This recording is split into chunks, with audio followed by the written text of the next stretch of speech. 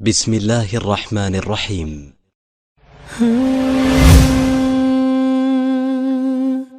السلام عليكم. الحمد لله رب العالمين والصلاة والسلام على خاتم الأنبياء والمرسلين وعلى آله وأصحابه أجمعين ومن تبعهم بإحسان إلى يوم الدين.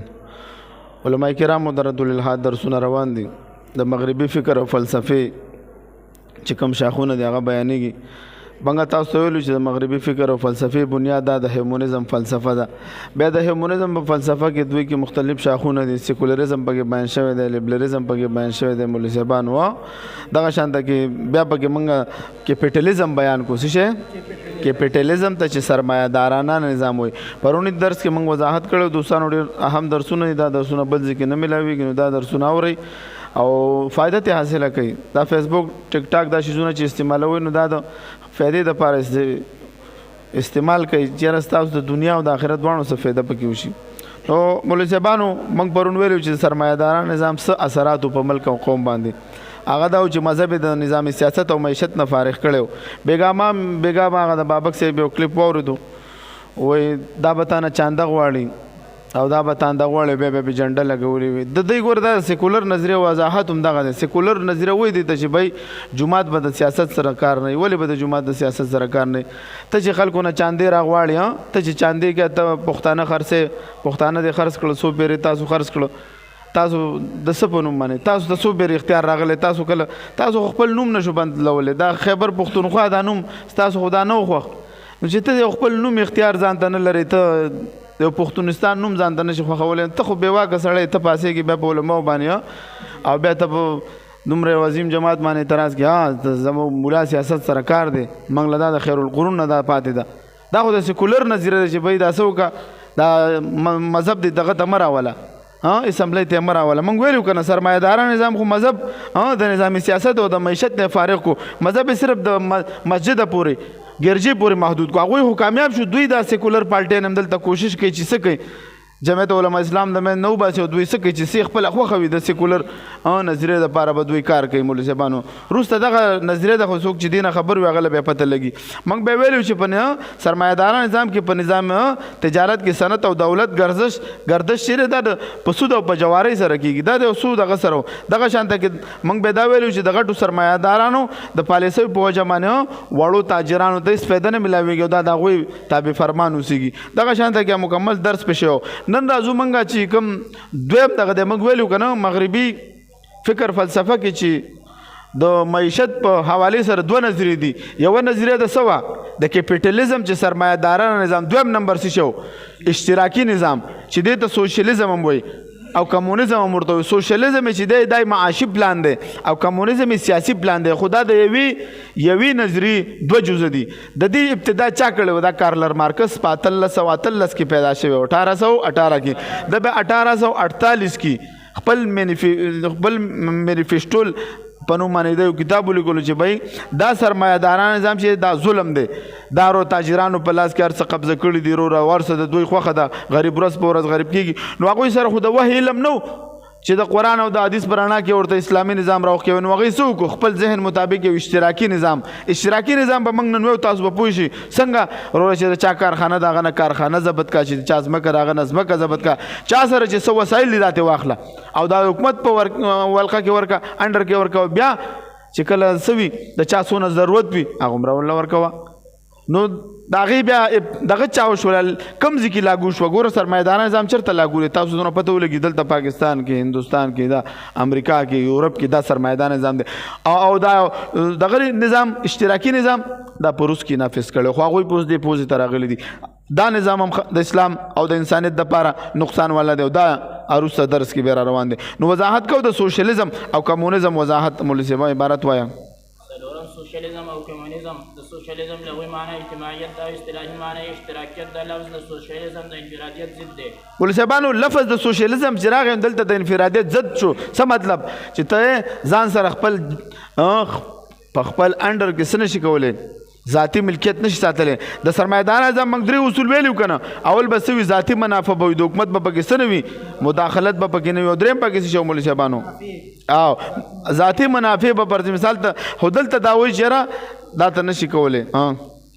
د انفرادیت حاصل دا چې یو فرد هر څه د جماعت هیڅ هم نه دی لهذا حکومت ته دا حق نه دی حاصل چې د فرد په معاشي معاملاتو کې دخل اندازي د انفرادیت وضاحت من کړی دی چې یو فرد دا هر څه شته بس دا فرد چې دی دا فرد دی بس د دو سره جماعت څه مقام نه لري لهذا حکومت ته دا حق نه دی حاصل مولوي صاحبانو چې د فرد په معاشي معاملاتو کې دخل اندازي وکړي د دې مقابله کې به اشتراکیت دی اشتراکیت حاصل دار چې جماعت هر یو جماعت هر څه دی هیڅ نه دی لهذا حکومت د تمام وسایل او پیداوارو مالک ټول مالک بسوک وي دا حکومت به حالکه دام د اسلام د نظریې نه خلاف ده اسلام څه کوي اسلام د فرد دغه تسلیم کړی دی ملکیت تقسیم تسلیم کړی کنه دی مولوي صاحبانو ورته ویل چې بیا بسکه تقسیم بسکه تقسیم به د الله په احکاماتو سره کې سبا کې او شرب کې او شرب ور کې او زکات به پکې ور کې مولوي صاحبانو هغه به تمام زراعي او صنعتي تجارتي پالیسي جوړوي نافذ کوي حکومت به د فرد پیشه متعین کوي په انفرادي طور کوم شخص د پیداوار مالک کېدلی نشي کې ستا نشي چې ستا اصل اکړه ځمکه ده او ستا اصل جیرې به ځمکه ده او لس جیرې به ځمکه نه ته به پکې کرل کې بس ریبل به کې ته به راوړې څونه چې فصل وشو دا به حکومت ته تسلیم کړي ته به ستا چې څونه ضرورت دی هغې ته پټ ستا ډېټا ورسره د به د 2 بچي دي 3 بچي ته د دونه ضرورت دی دا د اشتراکي نظام هغه مقصد و کمیونزم او سوشلیزم کې څه بنیادي فرق نشته د یوې فلسفې 2 درجې دي چا بسین دواړه پیداوار دا قومي ملکیت ګرځوي البته کمیونزم سیاسي نظام دی او دا سوشلیزم معاشي نظام دی کار د خپل استعداد مطابق او آسان انداز کې د سوشلیزم مقصد سره کار د خپل استعداد مطابق تا کې څونه استعداد دی دومره کار کوه او اجرت د خپل اندازې ستا اوس 2 روټو باندې کار کېږي 3 میاشت اجت نشته ستا په یو کور کار کېږي دا نشته چې لس بنګلې وساتې چې یو دی په یو ځای کې وي یو دی بل ځای کې وي نه دا هر څه به د چا پکې وي نو د سوشلیزم هغه ابتدا وضاحت د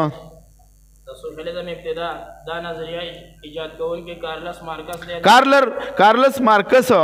دا په 1818 کې پیدا شوی دی دا په 1883 کې دا وفات شوی دی په جرمني کې پیدا شوی دا ملحدو سوشلیزم یو اقتصادي نظام دی مولوي صاحبانو کوم پیداوار چې کیږي هغه د شخصي ملکیت په ځای د حکومت ملکیت ګرځي او د هر یو فرد ملکیت څومره پورې تسلیموي مولوي صاحبانو څومره چې د انسان ضرورت دی کمیونزم چې دی د سیاسي نظام دی څه دی دا به تاسو نه زه تپوس کوم ګوره سوشلیزم او کمیونزم کې فرق کوي د یوې نظریې 2 جزو دي او سوشلیزم معاشي دی او کمیونزم بس آسان خبره ده سوشلیزم معاشي نظام لیلن دا د کمیونست بنیاد په 1900 دا په روس کې خو چرته په 1917 کې په روس کې دوی عقاید او افکار چې دوی په ماده باندې ایمان لري څه کوي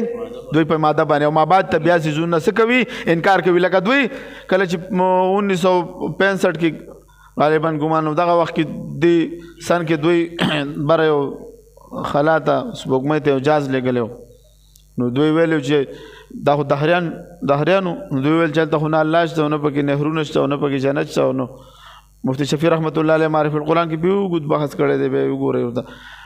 نو زمون خدا نظر نه چې بس سپوږمۍ کې جنت دی او یا الله من وایو چې جنت دا خو کوره د سپوږمۍ مې کوره ده کې کشاګان دا خو مخلوقات دي مولوي صاحبانو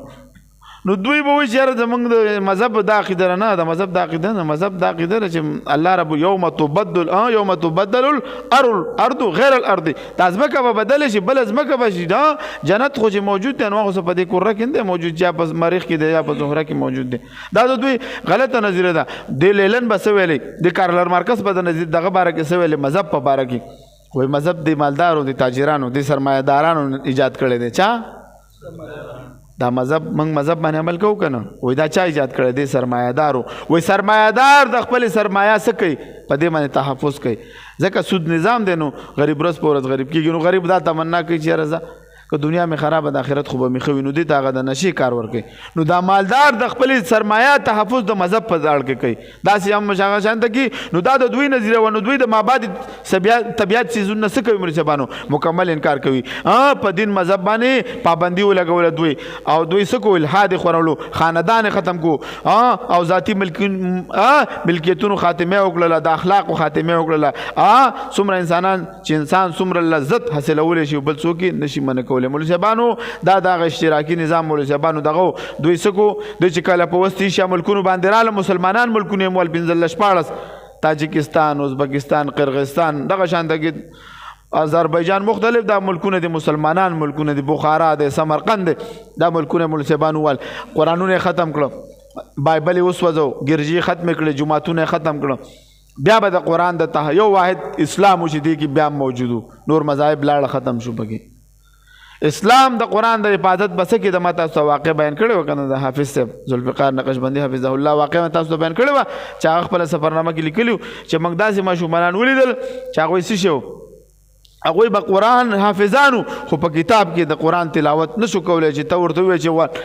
الف لام میم نه شروع کنه هغه به پکې نشو ویل البته په یادو بستر کې پټي وي ک پټي بنوي خو په یادو بسو د الف لام میم نه به شروع کول او الناس پورې به ختمو دا د قران یو معجزه ده سینې نه سینې ته منتقل کېدل مولوي صاحبانو کچره موږ باندې د یو ظالم دشمن مسلط کی چې موږ نه کتاب واخلي قران بیا به قران سوي محفوظ به دا زمونږ د حقانیت د لوی دلیل دی چې په موجوده زمانه کې د دې خلکو د لاسه په موږ باندې نافق شوی نو مولوي صاحبانو تاسو اشتراکي وپېژندلو چې د سوشلیزم ابتدا د کم وخت کې شوی وه اشتراکي یا سوشلیزم هم نظیره د حیات ده دې کې لږه خبره کوو تقابل هم بیانوو اشتراکیت یا سوشلیزم هم یو نظریه او د اسلام هم یو نظریه د حیات د مولوي صاحبانو کوم چې د سیاست معیشت معاشرت او ما بعد طبیعت او تخیلات او قاعدونه اکثر مختلف د دې فلسفي په تاریخي انساني کې نوې طریقه د حیات متعارف کړه په کوم کې چې انسان د هر قسم عقاید او نظریاتونو آزاد تصور کولای شي د فلسفي مذهب ختم کړو خاندانی ختم کړو نجی ملکیتونه ختم کړل او هر قسم ظلمونه په معاشره کې وکړو دا د دې سرمایه‌دارانو نظام نه د اشتراکي نظام ډېر خطرناک وو ځکه خو صدر بورس یلسن د روس صدر مخکې مشهور سړی دا 2000 کې د ویلو که چې موږ د اشتراکي دا فارموله موږ په افریقا کې استعمال کړو د افریقا په ځنګلونو کې موږ بنوي تباه شوي دوی واپس اوس چرچ چراله هغه اکثر اوس په کیسایان دي او مسلمانانو پکشتا خو هغه یو څه کوي هغه وادونه شروع کړه واپس هغه ترتیب شروع کړه هغه دغه څه شو فارموله ناکامه شو د اشتراکي نظام نو اوس موږ بیانو چې سوشلیزم او د دې تقابل تاسو ته بیان شي تاسو په خپل اندازه وشي د سوشلیزم اسلام تقابل نمبر 1 فرق په اسلام کې بنیادی حقیقت وجود باری تعالی او عقیده توحید او رسالت او عقیده قیامت ده او په سوشلیزم کې د وجود باری تعالی نه انکار موجود دی او په ماده باندې ایمان لرلو ته اولیت حاصل دی او دوی کارلر مارکس بل پیشوا مولوي صاحبانو ګوره په اسلام کې بنیادی حقیقت د وجود د باری تعالی دی چې توحید نه مراد دی رسالت دی قیامت دی مولوي صاحبانو دا زمونږه بنیاد دی دوی څه کوي دوی خو د خدای نه انکار کوي دوی دهریان دي مولوي صاحبانو په ماده باندې دوی ایمان لري څه کېږي به د مادې نه پیدا کېږي حالانکه په همدې ماده باندې موږ څونه په دوی باندې اعتراضات کړي دا ماده چا پابند کړي په دې درې وجه کې دا ماده چا پابند کړي ده چې د مولوي صاحبانو زه د یو قدیم فلسفه هغوی خو به ویل چې ماده قدیم ده هغوی له به موږ خپل جوابات ورکول چې ماده قدیم نه ده په ماده کې دا دغه دی په ماده کې دا تبدیلي راځي په ماده کې دا حرکت دی سکون دی دا د قدیم سره منافي دی د مادي صفات دا فانی دی په قدیم او حادث نشي جمع کېدل هغه لس پنځل جوابات موږ په خپل عمل ته ورکړي دي دا کم دا فلسفه چې دي دا کم دهریان چې دي روس والا او دا کم چې د امریکا د هر یو والا چې دوی ماده بیگ بینګ پوجا پیدا شوه بیگ بینګ وشو ماده پیدا شوه نو موږ دوی ته وایو چې دا ماده پیدا شوه زه د ماده پیدا زه د ماده څه شوه تنقیحات خو د یاد دي کنه 45 د کسونه تنقیحات موږ په دې باندې کړي دي د ماده په هغه سره دا ماده چا پابند کړي د الکترون او پروټون او نیوټرون چې ماده په خپل باندې احتیاج ده بل په دې ماده کې مته هغه د فلسفي قول ویلو کنه چې فیکټر په نوم باندې هغه چې د لور دی وخت او کتل وی اردا کې دی نشي خود به خود کې دی نشي به دوی کې بعضی داسې دي هغه په کې مثال د غړې ور کوي وي ټیک د الله موجود دی ارسته درسونو کې بیر روان دي الله موجود دی خو بس اوس په خپل د دنیا چلیږي د ډیزم والا نظریه ده چې دغه روس تر روان دي تاسو په خپل د دې دغه نه چې ختم شو دا کم دغه چې تاسو پیژنې کم دا نظریه چې د نورسته به درس ټول د الحاد شروع کیږي هغه به تاسو پیژنې د ډیزم والا نظریه داسې ده هغه نظر مثال ورکوي دغه غړی الله خو دنیا پیدا کړله اوس په خپل چلیږي دا غړی چې پیدا کړی د خپل چلی کنه چلی اوس ورته دغه شته غړی ساز ضرورت شته د موږ ورته وایو استاد دغه باطل دی استدلال دی باطل دی ولی دا غړی ټول عمر په یو حال نه دا چلون کې ته محتاج دی د بسیل خرابېږي دغه به نقصان نازي دا به سوي داسې څوک شته چې د واپس وجود ورکړي دا صحیح کی وی شوي دې ته علما کرام نور هم ګڼ جوابونه ورکړي دي. نو مولوي صاحبانو دا دهریانو نو زمونږ د مادې په باره کې دوی سره بحث وشي. مولوي صاحبانو دوی ماده اصل ګڼي خو ماده اصل نه ده، ماده پیدا شوې ده. یو څیز چې پیدا کېږي هغې دپاره وخت ضروري که نه وي، مکان ضروري وي که نه وي، زمان ضروري. نو چې نه مکان نه زمان وي بیګ بینګ وشو نو مکان او دا چا وکړو؟ ماده غیر مادي څیز ده. ماده څه ده؟ ماده غیر مادي ده. که ماده بلې نه پیدا شي بلې نه بلې نه مادې دپاره به فاعل ګڼي. بل ماده محرکه ده، ماده کې حرکت موجود دی، دې ته حرکت ورکوونکی محرک پکار دی. داسې ده که نه ده؟ نو دا ګڼ اعتراضات په دوی باندې هم شته مولوي صاحبانو. اول فرق پکې پیدا شو چې دا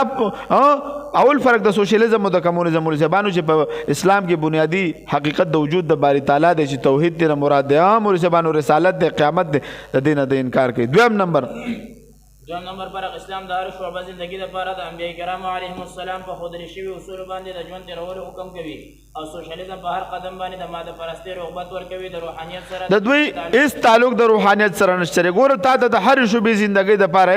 اصول مقرر دي. لکه هغه یو دهري چې کله دهري شو بیا هغه بل نه تپوس کوي وای ما خو به چې مخکې سرګټ هم څکل بسم الله به ویل چې کېدای شي ګناه مې کموي. اوس خو ما اسلام پرېغوست، اوس به د ژوند په کوم اصولو تېروم؟ دا جواب ورسره نشته. تم د کارلر مارکس نه تپوس وکړه که نه ته به د ښځې خاوند به څنګه ژوند وي؟ نه وایي د حیواناتو غونده کې ژوند تېروه. ته به حکومت څنګه چلوي؟ د حکومت داسې چلوه د خلکو نه وایي دا ټول مال راواله بس خپله خزانه کې جمع کوو بس ظلمونه. نو دا خو چې کله د عقل په بنیاد خلک فیصلې کوي که نه مولوي صاحبانو. دریم فرق اسلام د امن ضامن دی او خپل منونکي ته تلقین کوي چې د کوم انسان املاک او ځان ته به نقصان نه ورکوي. او سوشلیزم د انسانانو د املاک د بربادۍ او د ځانونو د زیان هم دریغ. مولوي صاحبانو څلورم فرق مو پېژندلو. دریم فرق اسلام د امن ضامن دی. المسلم من سلم المسلمون من لسانه دی. بل حدیث دی لا یؤمن احدکم حتی یحب لاخیه ما یحب لنفسه. څه چې ځان له خوښې دا به د بل مسلمان دپاره. مولوي صاحبانو اسلام خو امن دی. اسلام خودونه د امن مذهب دی چې په حیواناتو دپاره هم د الله رحمت را لېږلی. اسلام د حشرات الارض دپاره هم الله د رحمت را لېږلی. او دوی څه خلکو نه املاک واغستل، خلکو ځانونه یې قتل کړه، انسانان په لکونو انسانان دوی قتل کړو. مولوي صاحبانو هغه خلک هم قتل کړه چې بې ضرره وو. لکه مسجد کې امامان دي، لکه دا زمونږ د مذهب نظریه ده. ګوره کله چې د جهاد میدان کې مونږ وموځو مونږ له اجازه نشته چې مونږ په ګرجه ګزار وکړو او نه په هغه سړی ګزار وکړو چې هغه مونږ سره جنګ نه کوي او نه په ماشومانانو ګزار وکړو. صحابه کرام هم تاسو راواړوئ تاریخ دی به دی ثابت نه کړي چې مونږ چا سره ظلم کړی وي. دا ظالمانان څه کوي؟ دی به نه جومات پرېږدي زمونږ او نه بیا مدرسه راله پرېږدي او نه راله بچی پرېږدي او نه راله بیا. نو اسلام خو دا من ضامن دی د نور مذاهب په لحاظ. بل څلورم فرق په اسلامي زندګۍ کې محض د عقل او تجربې په بنیاد د هر څه تعین نه کېږي بلکې د شریعت په رڼا کې متعین کولی شي. او د سوشلیزم په نگاه کې هر څه د عقل په فیصلې باندې متعین کولی شي. عقل ته د بیروني قوت ضرورت نشته دی. مولوي صاحبانو دوی څه کوي؟ د عقل په بنیاد تجربې کوي. عقل په بنیاد چې تجربې کوي دا دنیاوي عقل دی، دا محدود عقل دی. څه دی؟ محدود عقل دی. نو چې محدود عقل وي مولوي صاحبانو نو محدود عقل چې دی نو په ده کې خود دومره فیصلې نشي راتلی. نو اکثر به داسې ګډې وډې فیصلې کوي چې خلک په دغه وي. پنځم فرق په اسلام کې د الله تعالی حکم چلیږي او د شورایي نعمتونو نه معمور دي. او په سوشلیزم کې امریت موجود دی کوم چې د معاشرې سره هر قسمه ظلم کوي. مولوي صاحبانو په اسلام کې د الله تعالی حکم چلیږي او د شورایي نعمتونو نه معمور دی. په سوشلیزم کې امریت د یو حکم به چلیږي، ډیکټیټر ورته وایي. په دې دی به کوي. شپږم فرق اسلام د فرد انفرادي حیثیت تسلیموي مګر د سوشلیزم په نظر کې د فرد کوم انفرادي حیثیت هیڅ کوم حقیقت نه لري. مولوي صاحبانو پوهېږئ که نه پوهېږئ د فرد حیثیت اسلام تسلیم کړی دی او سوشلیزم یې په دې باندې ستاسو مکمل درس کېږي. فرق اسلام د خو اخلاق او تهذیب اعلی داعی دی مګر د دې په مقابله کې سوشلیزم د ظلم او بد اخلاقۍ داعی دی. ځکه چې نبی علیه السلام څه فرمایي؟ بعثتو لاتمم مکارم الاخلاق. زه خو الله را لېږلی یم د اخلاقو پوره کولو دپاره. او دا خو د هر مسلمان صحابه کرام به چې لاړ خلکو ته به یې اعلان کو څه به ویلې؟ کونو مثلنا، زموږ په شان شئ. صحابه کرامو د اکثر غټ غټ ملکونه چې دا مسلمانان شوي د څه په وجه؟ د اسلامي تجارت په وجه د مسلمانانو د تاجرانو په وجه د مسلمانان شوي دا د خو اخلاق او تهذیب دی د اسلام یو داسې تهذیب دی مولوي صاحبانو چې چېرته لاړ شي د خپل تمدن پیدا کوي خپل حسن پیدا کوي او دا حقیقت خبره ده اوس دلته لږه دا مسله خرابه شو کنې تاسو وسطي شاه ملکونو ته ورشه هغه ځایونو ته عربي ژبه خلک داسې روانه وي لکه څنګه چې دوی مادري ژبه وي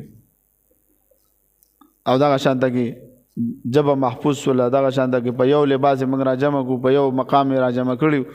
تاسو حج ته لاړ شئ تاسو وګورئ هر نسل والا هر رنګ انسان به تاسو دلته په نظر راځي هر قوم والا انسان موږ په یو دغه د اسلام خصوصیت دی دا احزاب دی مولوي صاحبانو هم دا تهذیب دی مولوي صاحبانو دا ښه اخلاق دی بل اتم فرق اسلام دولت په منصفانه تقسیم کولو سره په معاشره کې عدل قائم کړی دی مګر سوشلیزم تمام وسایل او دولت د حکومت په لاس ورکړي دي او عام انسانان یې بې اثره کړي دي مولوي صاحبانو عام انسان سره هېڅ اختیار نشته حالانکه اسلام دا امتحان د انسان اخلي چې څه کوه ته زکات ورکوه ته عشر ورکوه مولوي صاحبانو په منصفانه انداز سره څه کوه ته تقسیم کوه نو کله چې داسې د اسلام په دې اصولو باندې کله تقسیم وشي څوک به وږی پاتې شي هېڅ کله به وږی پاتې نه شي الله دې د اسلام نظام راولي دعاګانې کوئ نهم برق اسلام د الله تعالی او د رسول الله صلی الله علیه وسلم محبوب او پسندیده دین دی مګر سوشلیزم د لیلن او کارلس مارکس ایجاد کړی شوی نظریه ده مولوي صاحبانو چېرته د الله د محبوب او چېرته د الله دین ان الدین عند الله الاسلام د الله په نه چې کوم خوښ دین دی هغه اسلام الله رب العزت د ټول عالم دپاره رحمت را لېږلی دی دا نظریه چا پیش کړی نن هغه خپل یورپ والا ورسره نه مني لسم فرق د اسلام مرکز مکه مکرمه او مدینه طیبه ده مګر د سوشلیزم مرکز دا بیجینګ او ماسکو دي چین والا او دا دغه خلک دي دا دغه دي یو لسم فرق د اسلام بنیادی ماخذ قرآن پاک احادیث مبارکه او فقه دی او د هغې قواعد او ضوابط په خپله خالق کائنات جوړ کړي دي مګر د سوشلیزم بنیادی کتاب سرمایه دی او د هغه کتاب اصول مارکس دا اصول مارکس وضع کړي دي مولوي صاحبانو د دې اصول چا وضع کړي کارلر مارکس وضع کړي دي مولوي صاحبانو دا په 1848 کې دولسم فرق اسلام د درگذر او معافي درس ورکوي د فتح مکه کې فتح مکه نه وروسته نبی علیہ السلام ټول دشمنان څه کړي لا تسریب علیکم اليوم مګر سوشلیزم نظریه والا چې په کوم علاقو باندې قابض شوي وکړو مجبانو هغې ته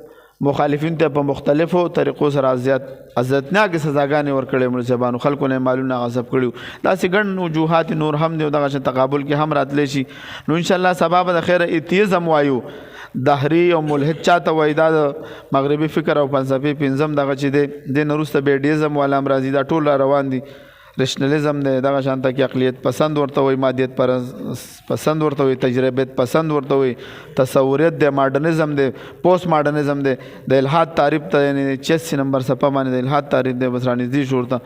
اوس موږ د الحاد دغه ته راورسېدو څومره سفر مو وکړو ډزه لګې ریل ګاډي کې روان یو 2-3 میاشتې سفر مو وکړو تاسو اوس مبادیات هم ویل الحمدلله دعوا جواب دعوا هم پېژنئ اوس به تاسو دهریان ملحدین هم پېژنئ د دوی اقسام به هم پېژنئ اوس به تاسو ته د الحاد رد ډېر آسان وي ولې ملحدین چې کله هم اعتراض کوي د فلسفې په بنیاد به کوي ګوره دا بعضې به د سرمایهدارانو نظام صفتونه درته بیانوي مسلمان به یا به نیم دهري شوی ذهن به والله خراب کړی د سرمایهدارانو نظام صفتونه به الله بیانوي چې تا ته پته چې سرمایهدارانو نظام خباثت دله معلوم وي یا د اشتراکي نظام دا کوپر خو نه دی څنګه کوپر نه دی یا سیکولریزم نظریه ولا دا کم جماعتونه چې دا بیګا مې دا بایبکس چې دا والله په دې خبرو دوی د ایمان نه خلاصېږي دوی پې سوچ نه کوي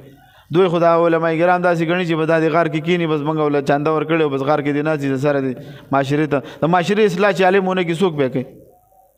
د معاشري اصلاح خو عالم له پکار د چاول ورته د دې غلطو پروپاګانډو پوجا خو نن